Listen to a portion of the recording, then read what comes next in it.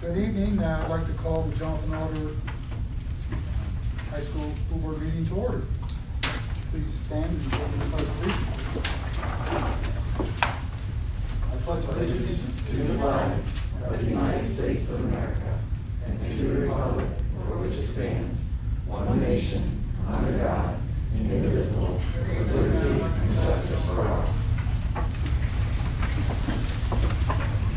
Roll call, please. Mr. Blackout? Here. Mr. Boyd? Here. Mr. Rouse? Here. Mr. McCartney? Here. Mr. Blackout? Here.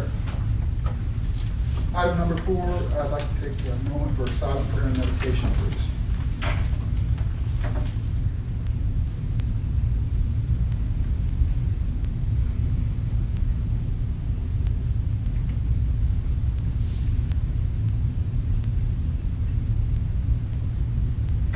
Thank you. Item 5.01, we have a motion to approve the minutes for the March 8, 2021 regular board meeting and waive the reading of said minutes. So moved. I'll second. Roll call, please. Mrs. Blackout? Yes. Mrs. Boyd? Yes.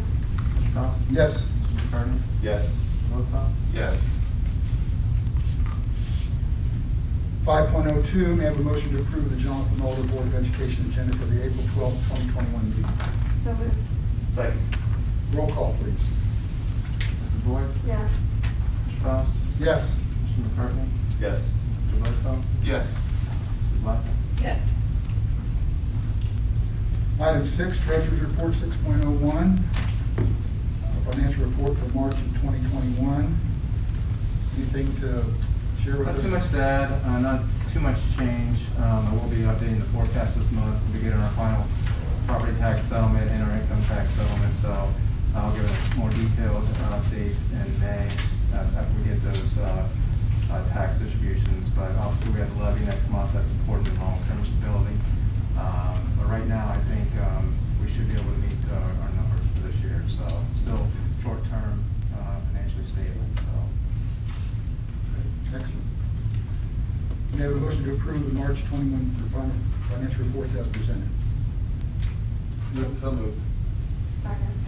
Roll call, please. Mr. Faust? Yes. Mr. McCartney? Yes. Mr. Blackout? Yes. Mrs. Blackout? Yes. Mrs. Boyd? Yes. Item 6.02, grants and donations. May I have a motion to accept the donation as presented? So moved. Second. Roll call, please. Mr. McCartney? Yes. Mr. Blackout? Yes. Mrs. Blackout? Yes. Mr. Boyd? Yes. Mr. Faust? Yes. Okay, item 7, board reports, 7.01, tolls report, Mr. McCartney. Anything to report on that? Not at this time. Sorry, I completely forgot. 7.02, strategic planning committee. Yes, sir. Yes. Have that on the agenda here this evening. We have a special guest with us from Village, and Miss Taylor Brew. She's Plain City Village zoning official. I'm glad you could join us on such short notice. I asked her to come out and present the development project map, story map for the Village of Plain City. And I know this, I think, was produced about February of this year. That's correct. And a couple of our board members have seen it. I've shared it with all of you, and I know it's been on the village website too, so our community has seen it as well. But just wanted her to share it. There's quite a bit of information here. It's actually exciting information. But that way, as we begin to look here to spring and then fall, and there's a lot going on. Let's just say it that way. So thank you for being here, and how about it? Yep, thank you for having me. So this was a project that I had put together in February. We have a ton of development going on in the village, as you know. Currently, we have 5 residential developments ongoing that we're working with different phases of planning, from preliminary phases to currently, as you know, Madison Meadows has started with their infrastructure. So the Village of Plain City is looking in the potential 2 to 3 years down the road to see an increase of about 1,400 units. So it's pretty exciting information. So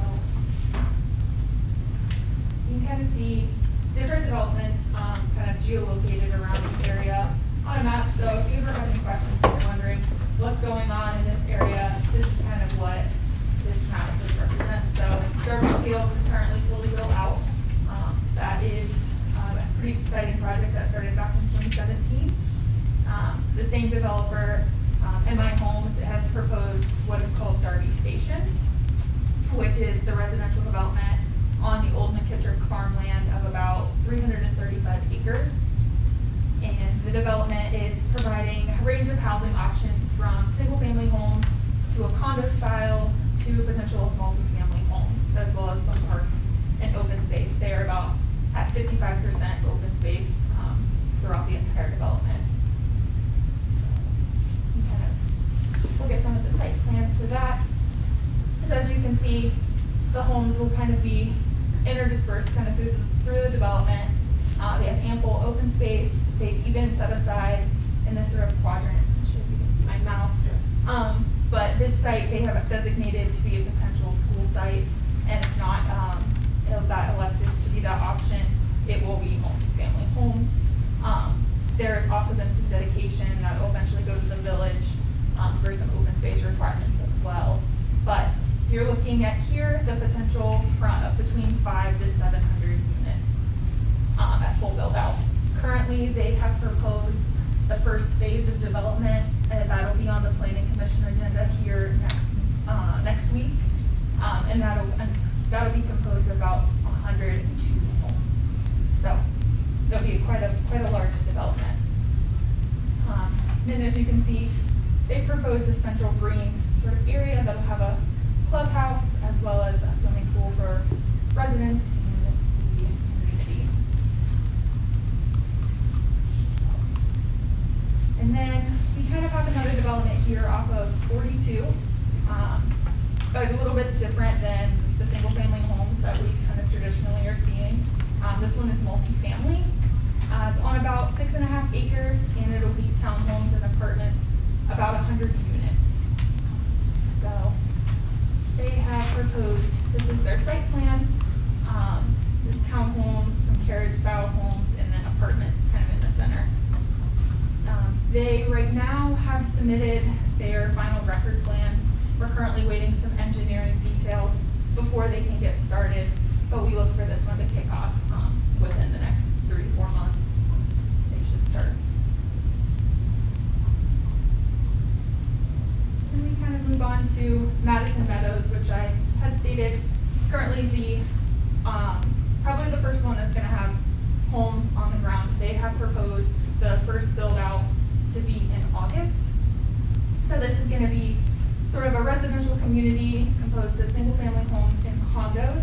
In their first phase of development, they will have some condos as well as some single family homes totaling 85 units. But we're looking at about 250 units total on full build out.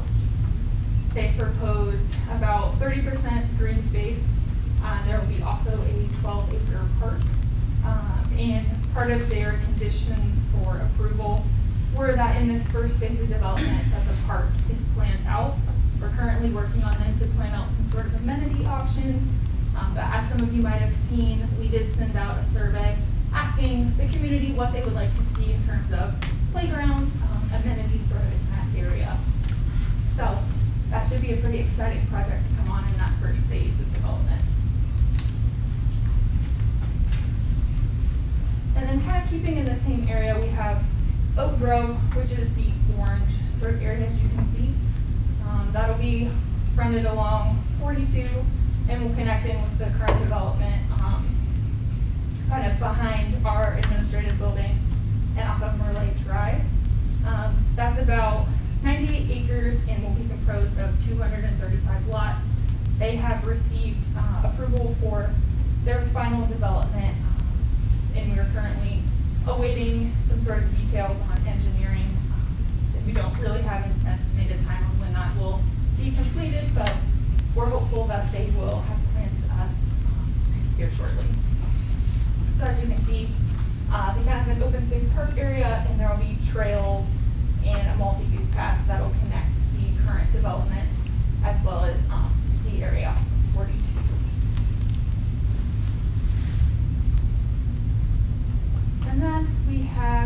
final development that we have plans for, currently proposed, is the Run at Hofbauer Preserve, which will be right across from Pastime Park. It is about 100 single-family homes on about 39 acres. The developer is Rockford Homes. They have proposed sort of the area along the Darby Creek to remain a preserved area, natural landscape requirements, because it's in the 100-year floodplain, it can't be built on for EPA requirements. So we kind of have a path that'll go through there that'll connect the development as well as the current residential area and up in the north part of Plain City. They have proposed a sort of a nature kind of sensory park, which is kind of an interesting proposal that we thought was something unique kind of to this development. It being located right off to Pastime Park seems to be kind of a great amenity for the residents of that area and to kind of continue that sort of park-like feel. So currently that are all the developments that have been proposed, and this sort of story map is available on our website for residents of the community to access at any time. And as new plans come in, it's updated, and as we get more development, maybe some commercial development in the future, that'll be reflected on here as well. So, thank you, everybody, and if you have any questions, I'm happy to answer. You folks have been busy over the Very village. busy. Taylor, do we know what other developments are going on outside in our school district that are outside Plain City's boundaries? Do you know much that's happening there? Sure. So within the township, those plans are reviewed by the Regional Planning Commission, the Logan Champaign and Union County Regional Planning Commission. They will send plans if it kind of affects sort of our planning. Sometimes it's in our wellhead protection zone, so we'll have sort of some say in terms of the regulations for that. Darby Brayside is one that we've seen recently, and they're in our wellhead protection area, so that's kind of one plan we've been watching closely. But other than that, their website, they stay pretty up to date on sort of any development that's ongoing, sort of in the Jerome Township, Sure. sort of Darby Township sort of area. But that's kind of what we've seen so far. Thanks. I've got a couple of questions. I'm not sure why people ask me, but the kind of the scuttlebutt around town was that the water treatment plant was just about out of taps. And so can you speak to that at all? So we are currently working on an expansion of the wastewater treatment plant. It's heavily regulated by EPA and those sorts of entities. The plans are on the agenda for those entities. We're sort of awaiting hearing back on whether they have granted approval for the upsizing or what we're going to do. We're really hopeful. We're pretty confident kind of in the correspondence we've had with EPA and those individuals as part of that review that that project will happen. Again, we don't have anything confirmed as of yet, but we are hopeful, and we do think that that'll happen. And so are a lot of these things contingent upon that happening? Yes, so right now, a few of them are kind of, I guess what we say is kind of in their first 3 phases, kind of in a race for the taps. So kind of who's gonna get them first before they're kind of placed on the contingency of whether we get those sorts of, those plans back. So right now, we're kind of evaluating, and we have a running spreadsheet. We kind of know how many taps we have available and kind of where those sit. And the developers are informed as well. They know kind of about how many basics they're going to get in before we have to kind of put a pause to it. But we don't want to curb development because Plain City is definitely taking off. But right now, like I said, we're pretty confident that we're going to get that expansion. But we're mindful and watching those numbers. Thank you. Thank you, Mr. Brewer. Thank you very much. Thank you so much for coming out. Well, Nathan, hello too. Thank you, everybody. Yeah, well, thank you for coming. With that being said, I think that's why I put it in the strategic planning committee, is that we have not met that committee has not met since the spring of 2019, if I'm correct. We did, or maybe the fall of 19, then we did a series of community conversations in that fall of 19, and that was also to share our enrollment projection study that we had done right there at that summer of 2019. Obviously, with this information, a year and a half later almost, we need to get that group back together, get them caught up to speed, and begin to recapture a lot of those conversations and direction that we were receiving from that committee moving forward. Because it's changed. A lot of that has changed, and there's much more urgency. And I'm going to quote you, Taylor, and I make sure you correct me if need be, but I think you said that 1,400 units in 2 to 3 years. Yeah, that's correct. Okay. No potential. That's a little more aggressive than I was under a different impression, but that's significant. So That's a big difference. that changes. And so I think that's some things that we need to talk about, not only as a board, but also then with our strategic planning committee, as do we revisit another enrollment projection study? What type of survey do we put out, or if we do put out a survey, what would it be as far as what does our community see, and what will be their vision as well? So as we begin to continue to have these discussions, that's why I want to pull her in and begin to now look forward here in the next 6 to 12 months as far as what we need to do as a school board for the future of Jonathan Alder, 5 to 10 years, because it could change drastically based on this. The previous study, was it like 0.4 kids per house? 0.6. 0.46 per household? 0.46. Yes. 0.46 or 0.6? 0.46. Okay. That's still 700 kids, give or take. Okay, so, and that was not revealed in that projection study whatsoever. Yes. As far as that. Well, I remember that you did say that until development started, it was hard, because there were some challenges with development, So you'll initiate the communication, Mr. Chapman? Yes. Get that Yeah. done. Excellent. Just wanted to get this in front of you, in front of our community too. It is real, especially as you see what's going over there at Madison Meadows, Prairie Pike, and Lafayette Pine City. A lot of things are happening over there, so, yes. Okay, thank you. Right into superintendent's report, item 8. Yeah, oh, that's, okay, you're right there. Well, moving on, thank you, yeah. One of the things I shared with you is the extended learning plan that we had to submit to the state or to the governor on April 1. I included that in there, and it has some specific items as far as what we'll be doing is potential recovery there and recapturing some learning that could have happened over the past year with COVID.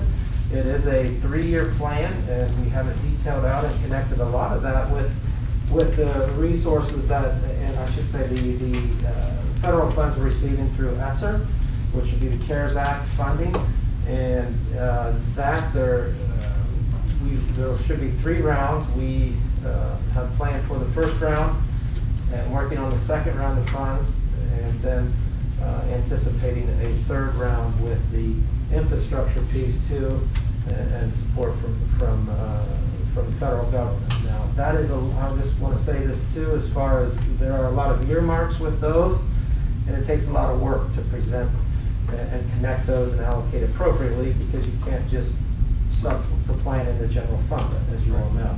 And so we have to be specific, targeted. Administrators are working hard on their one needs assessment and connecting their plans as well to this extended learning plan. And we're hoping to establish then some priorities moving forward for the 2021-22 school year and beyond. So a lot of hard work, but good work. And at times I think the conversations that we're having with the administrators, and we have several of them here, as far as our future is concerned, for student achievement, it's refreshing and also encouraging, because we're not focused on COVID, we're not focused on which education pathway we're in, we're looking ahead. And that's a good place to be, looking to the future. So just wanted to share that with you. We also have an update here. I'm going to really turn a lot of it over to Mr. Hayes here, but a lot of our end of the year events and activities, and I'll fill in the blanks, but a lot of things going on here, not only at the high school for end of year events, celebrations and activities, but also the other buildings. But a big one coming up this next weekend with prom. Mr. Hayes, fill us in here. Yeah, first of all, it's just been great since we have been back full time. Just an overall great feel in the building, but we do have a lot of great things coming up. Starting with prom this coming weekend, we're excited about that over at Swan Lake. That will be next weekend, and then followed up throughout the month of May, we have our senior cookout, then we have our senior trip up to Cedar Point, and the kids are all excited about that.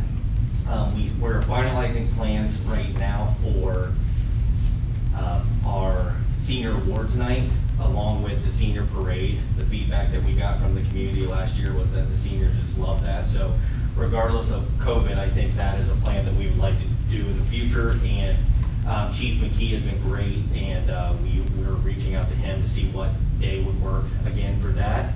And then graduation is the 30th at 2 p.m. And currently right now, with where things stand, the stadium holds about 1110.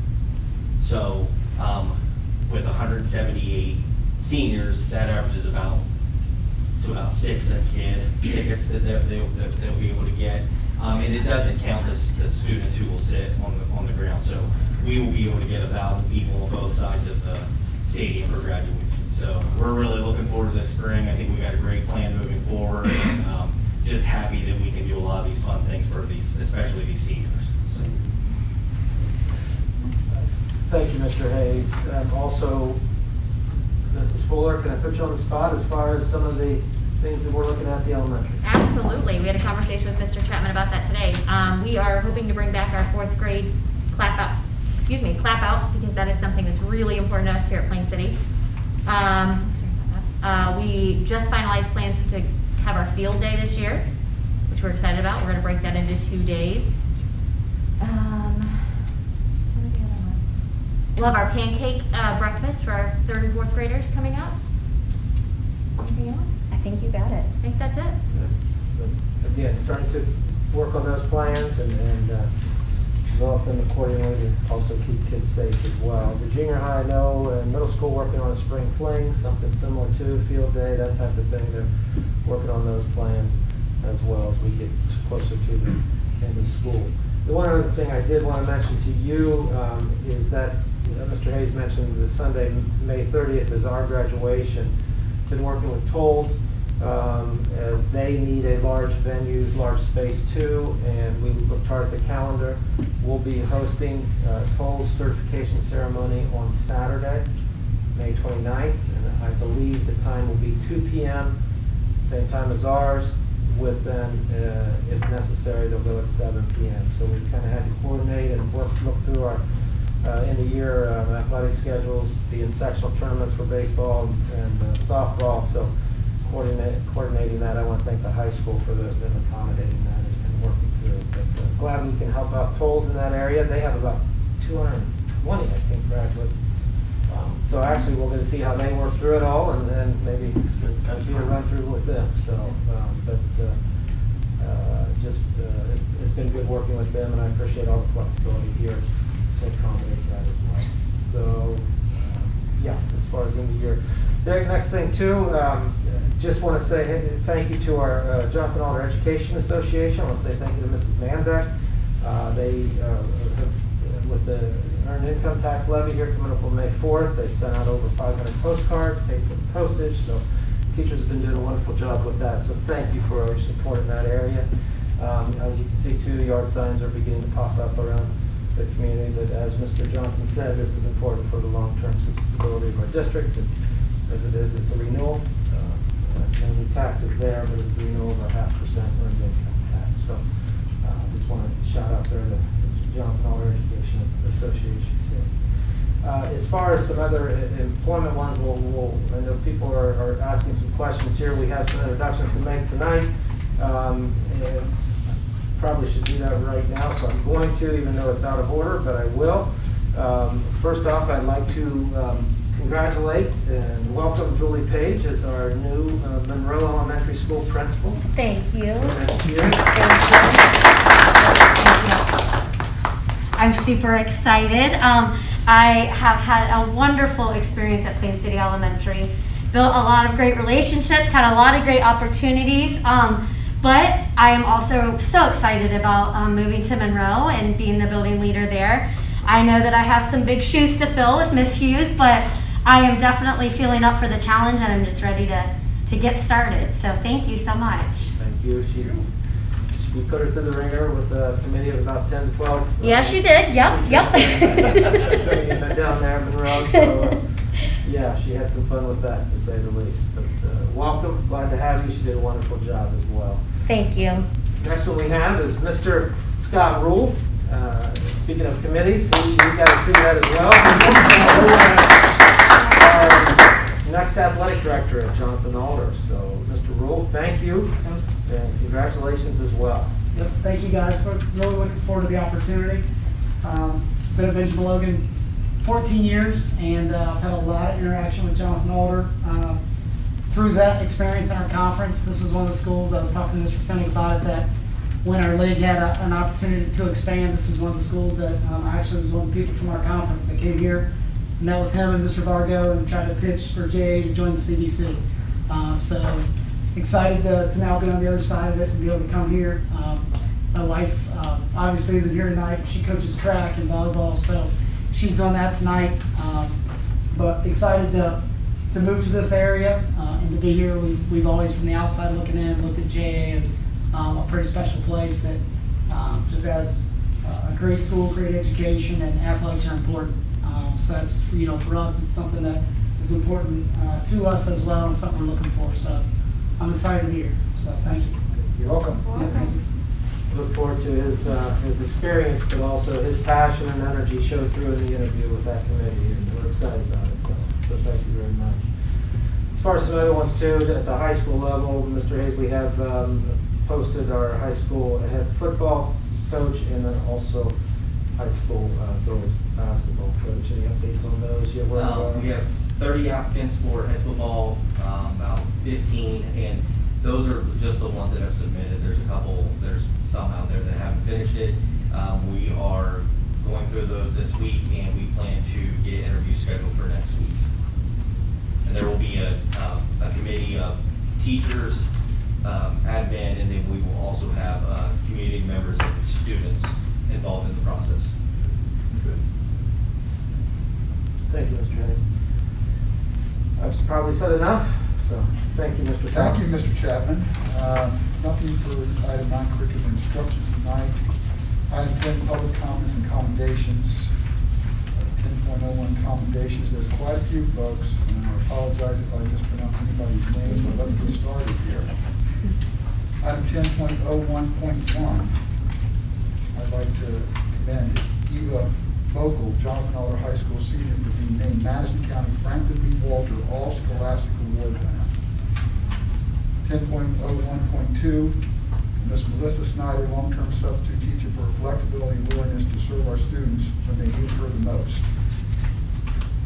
Item 10.01.3, I'd like to commend the Jonathan Alder Athletic Boosters for their tremendous work in raising over $46,000 for students and athletic programs through 2021 Virtual Booster Bash. We are grateful for our parents, coaches, sponsors, and older community who stepped up and purchased an item or donated to the event. That's from Booster President Tricia Kidd. Outstanding. Item 10.01.4, winter sports. Boys basketball honors. CBC champions, district runner-up. Commend Zach Ross, Central District Coach of the Year. Jackson Izzard, first team CBC Player of the Year, first team Central District, second team All-Ohio. Joey Walker, first team CBC, third team Central District. Grant Welch, second team CBC, honorable mention Central District. Gavin Heimlich, special mention CBC. Tyler Begin, sportsmanship award CBC. Girls basketball honors, CBC co-champions, district runner-up.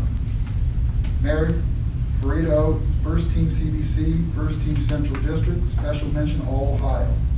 Emma Shepard, first team CBC, honorable mention Central District. Evan Plattfoot, second team CBC, third team Central District. Maddie Wilson, second team CBC. Ellie Heisler, special mention CBC, sportsmanship award CBC. Boys bowling honor, CBC champions, district qualifier. Nathan Clark, first team CBC, fifth in district, individual state qualifier. John Jordan, first team CBC. Jackson Lane, first team CBC, sectional second place individual. Levi Humford, second team CBC.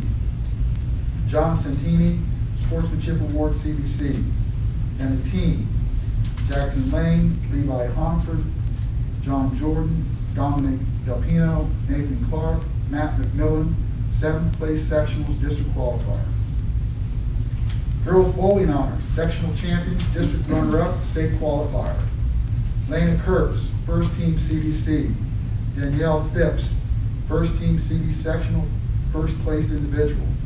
Katie Walter, first team CBC. Sativa Kempton, second team CBC. Shay Huntington, special mention CBC. Chloe Boyer Burns, sportsmanship award CBC. And the team, Danielle Phipps, Katie Walter, Lena Kurtz, Sativa Kempton, Shay Huntington, Janice Jordan, sectional first place, district second place, state qualifier. Boys swimming honors, Eli Stoll, first team CBC, 100-yard butterfly, first team CBC, 100-yard backstroke, CBC swimmer of the year, sectional champion, 100 backstroke, 100 fly, set meet records in both, and the pool record at Columbus Academy in the 100 backstroke. Wow. District champion, 100 backstroke, 100 fly, set district record in the 100 backstroke, fourth in state, state runner-up in the 100 backstroke. Alec Page, sportsmanship award, CBC. Girls swimming honors. Claire Dygert, first team CBC, 200-yard individual medley, second team CBC, 200-yard medley relay, special mention CBC, 500-yard freestyle, district qualifier, 200 IM, 500 free, 200 medley relay. Allie Piccolitano, second team CBC, 200-yard medley relay, district qualifier, 200 medley relay. Avery Wink, second team CBC, 200-yard medley relay, special mention CBC, 50-yard freestyle, 100-yard breaststroke, district qualifier, 50 free, 100 breast, 200 medley relay. Maggie Matessa, second team CBC, 200-yard medley relay, sportsmanship award CBC, district qualifier, 200 medley relay. Wrestling honors, CBC champions, sectional champions. Xavier Pierce, first team CBC, sectional second place district, sectional second place district fifth. Josh Proper, first team CBC, sectional second place, district third place, state qualifier. Oliver Biley, first team CBC, sectional second place, district third place, state qualifier. Reese Chapman, second team CBC, sectional first place, district second place, state qualifier, academic All Ohio. Aspen Cameron, second team CBC. Carson Briner, second team CBC, sectional third place, district qualifier. Price Watson, special mention CBC, sectional fourth place, district qualifier. Dom Croninger, special mention CBC, sectional sixth place. Zach Yates, sportsmanship award, CBC, sectional sixth place. Eli Tropic, sectional third place, district qualifier. Owen Crabtree, sectional fourth place, district qualifier. Will Heisley, sectional fifth place. Damon Hay, sectional sixth place. I'd like to commend all those wonderful kids for their accomplishments in all those different sports. Item 10.02, public comments. We have a few. And first, Jacqueline Reiner. Hello. Hello. Sorry, it's on my phone. I wrote it and was editing today, so I'm not reading it. My name is Jacqueline Reiner, and I'm a mom of 4 children in our district, ranging from We've lived in Jonathan Alder District for 15 years and have owned a business in this town for over 20. We love our community, we love our district, we love the teachers, coaches, and staff, and all who have had a positive influence in our children's lives for the last 11 years at Jonathan Alder. I'm here to speak to you regarding the mask policy for the 2021-2022 school year. After speaking with a large group of Alder parents, I know I'm speaking for the majority who would like to see the mask made optional for the next school year. There is no doubt that the 2020-2021 school year came with lots of unknowns and challenges, and our district was left making some tough decisions. I applaud our teachers and our staff and all that they've done during this difficult year. In August, our district did what they felt was best and trusted the health department guidelines to guide them through the safety procedures for our students and staff. With the COVID restrictions in place, parents were also met with some difficult decisions to stay enrolled, homeschool, or seek private education. There have been no studies to show the emotional, social, or physical effects of masking and social distancing children at a young age or any age over a long period of time. Our faces and smiles are important to human development and connection. I'd like to share with you this piece from an article from healthline.com. Smiles vary, whether they express genuine bursts of feelings or they're intentionally created to suit a specific purpose. Smiles serve important functions in systems of human interaction. They may reward behavior, inspire social bonding, maintain social norms, signal embarrassment, to cope with pain, and express sentiment. People also use smiles to reassure others, to communicate trustworthiness, belonging, and good intentions. In all their variety, smiles are one of the most powerful means we have of communicating who we are and what we intend in a social context. There's no doubt that smiles are important. Telling our healthy children that their breath can kill people is not only scientifically wrong, but it's also emotionally and mentally damaging. This is why I made the difficult decision to homeschool our two younger children. For the year, until we were blessed to find a private school in January that resembles traditional normal school, with masks being up to the parents' discretion. We choose what's best for our family. I now drive 124 miles back and forth to a school just so my children can see the faces of their friends, enjoy class parties, play on a playground, breathe freely, hold hands, and hug without having to fear punishment. JA families deserve the same freedom for their children. If we can play sports in a gym without masks, then surely we shouldn't require them to be worn during gym class. If we can sit in restaurants without masks, we can sit in classrooms without masks. We can drive 6 minutes down the road from our elementary school to an indoor play trampoline park without masks. Without masks, and our children can play, but students are required to wear them on the playgrounds at recess. We as parents have supported efforts all year that the school required. We've watched them struggle all year while encouraging them that this will all end soon. They will soon be able to sit with their friends, play on the playground, attend dances, clubs, field trips, and learn in a classroom without a mask. We know kids are now 5 times more likely to commit suicide than spread under this pandemic. And we know that schools are actually one of the safest places for our kids to be.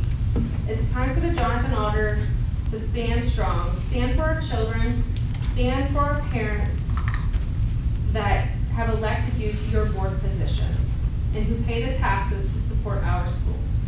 We can elect new board members that better represent the views of our district, and we can also vote no on future levies. It's time to question these ridiculous guidelines and mandates. The complacent behavior of our districts throughout Ohio have done nothing but destroy the emotional and cognitive growth in students for over a year. We acknowledge that you want to keep your staff safe. They are all given the choice to get the vaccine. That is their freedom of choice. Our kids and our families deserve the same freedom of choice. They have clearly held the largest burden of anyone during this pandemic, and it's time to draw the line in the sand. We need to advocate for our children and do what's best. In Ashland County, there is the first ever court ruling that masks are unconstitutional and Governor DeWine's orders are in fact overreaching.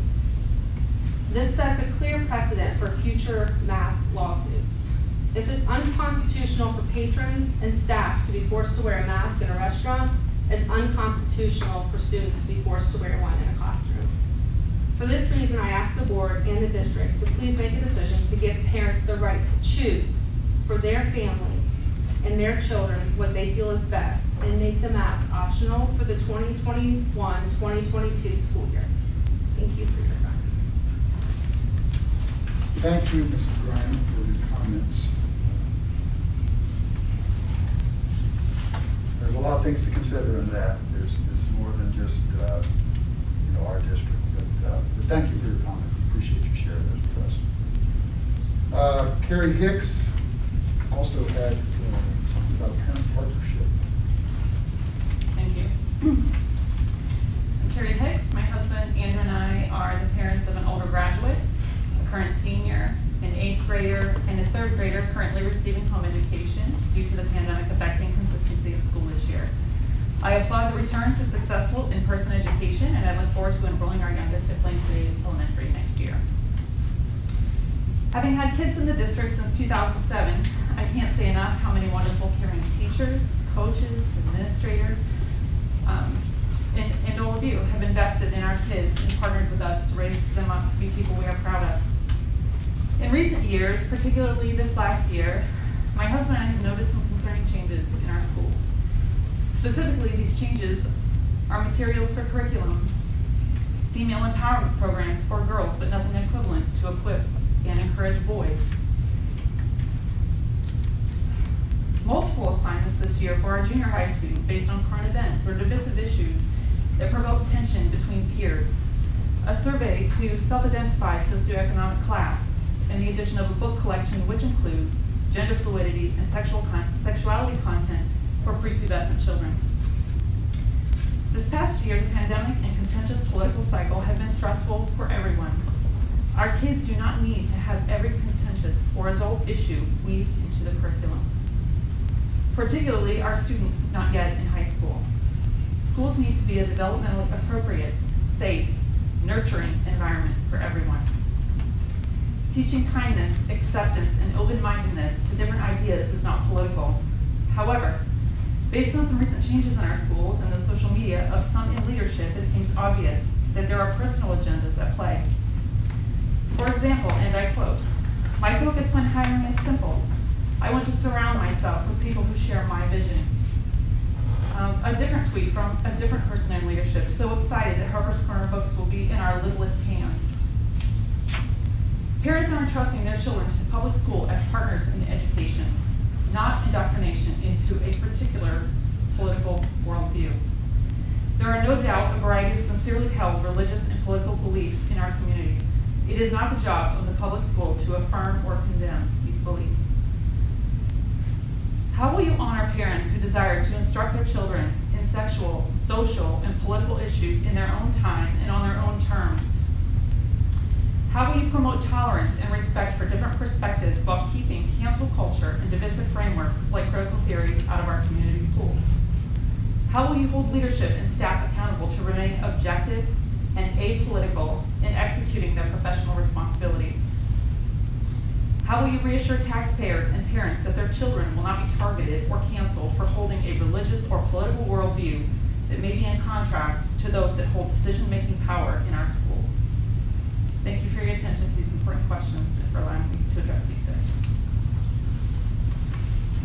Ms. Hicks, thank you for your comments. I appreciate that. Heidi Kellett is next.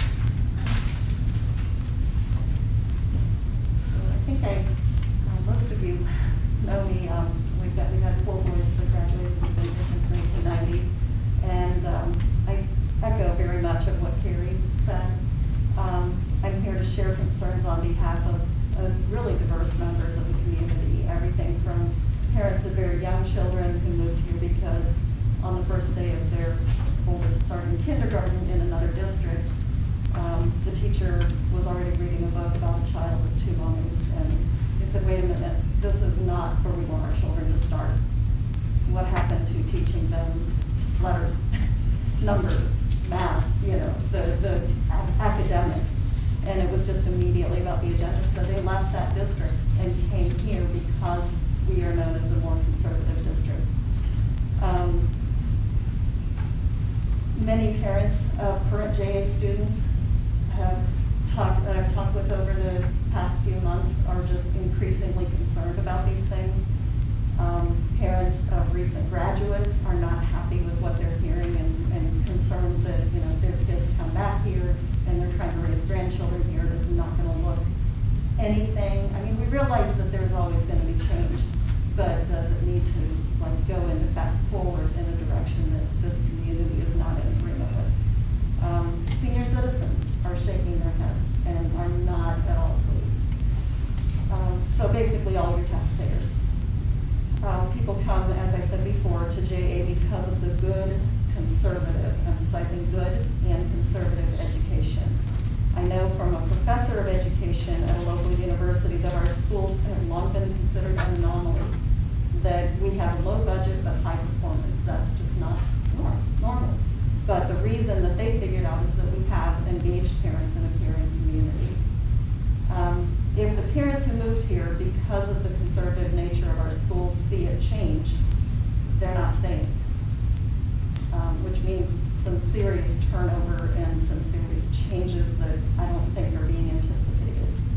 If we lose parents, lose community, decimate the schools, and where does that lead to?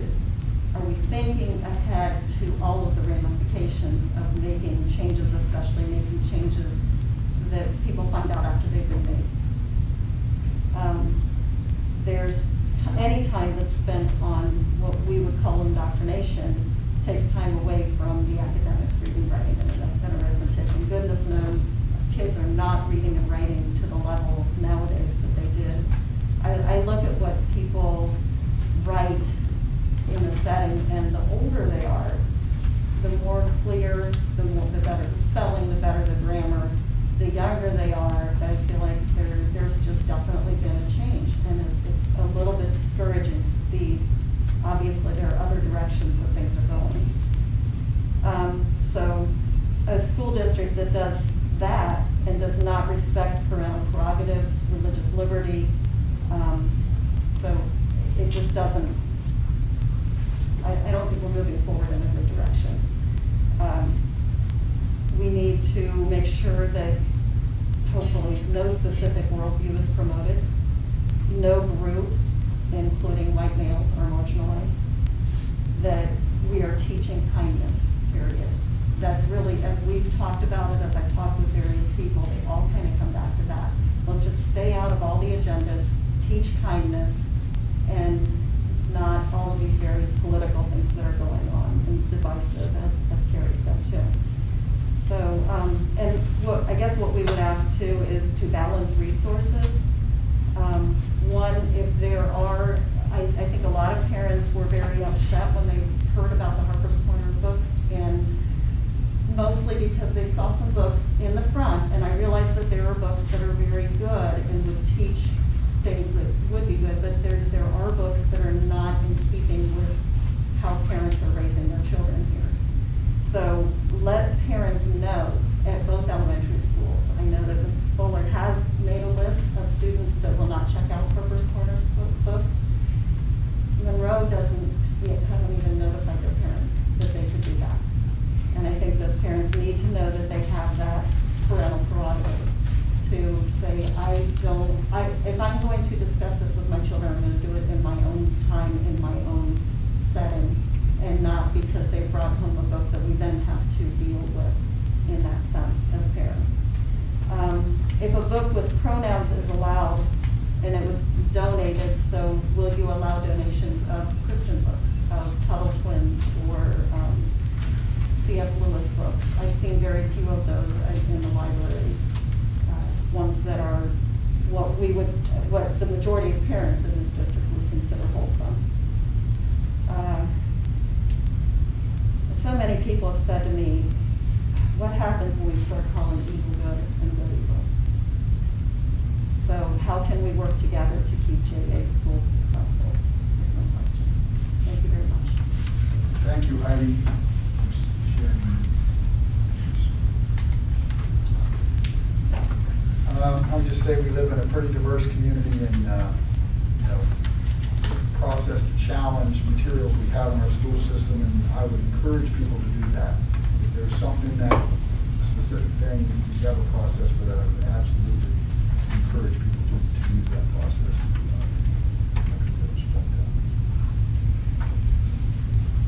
Again, it's the community that helps make the school district a great district by coming in and sharing with us. And so, again, whether you agree with it or you don't agree with it, it's fantastic that you all are doing that. I really appreciate that.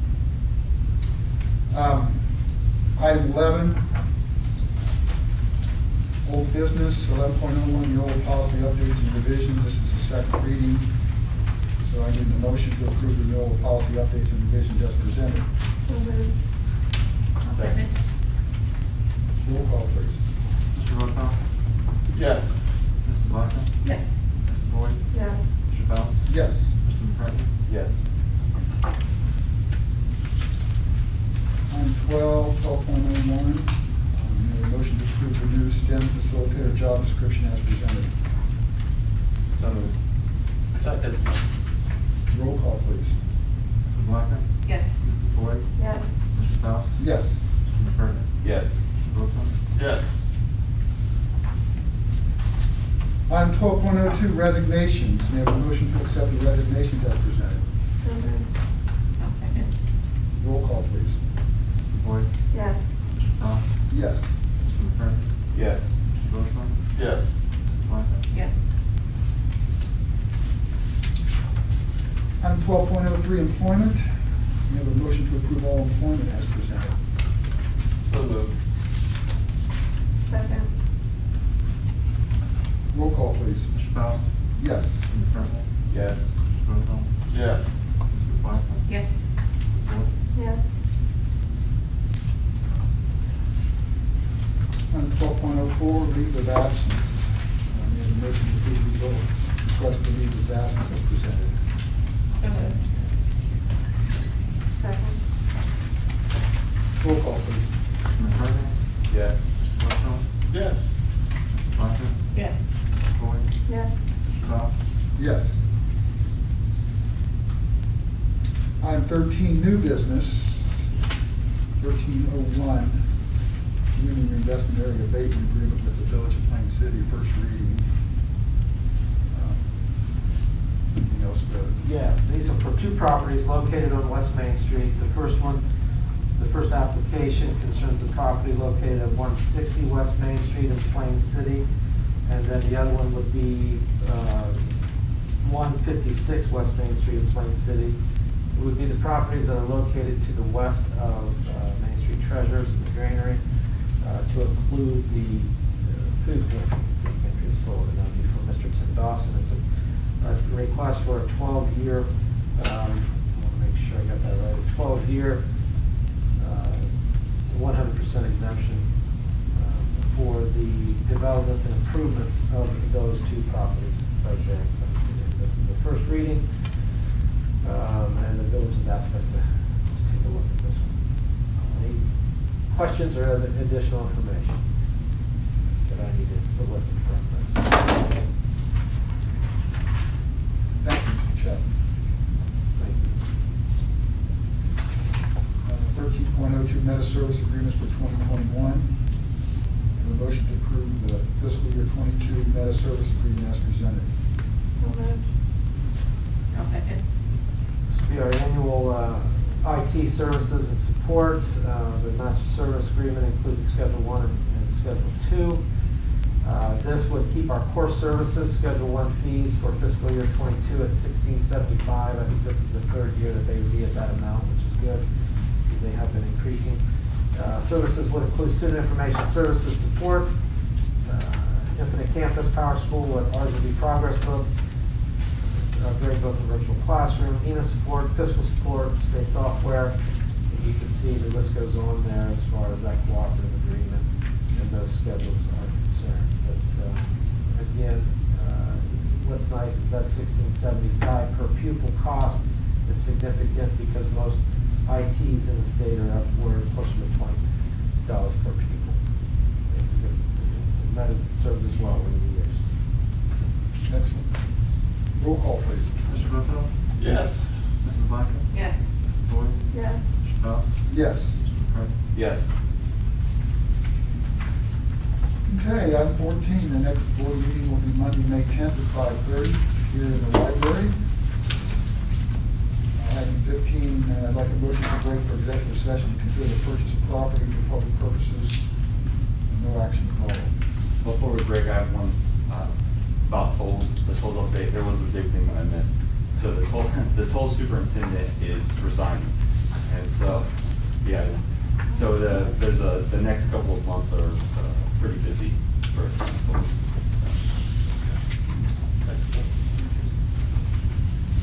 You're a busy man, won't you? A lot of board meetings. You know you're gonna get into that. Go back to that motion to break for executive session. Second. Roll call, please. Mrs. Blackman? Yes. Mrs. Boyd? Mr. Powell? Yes. Mr. McCarthy? Yes. Mr. Voto? Yes.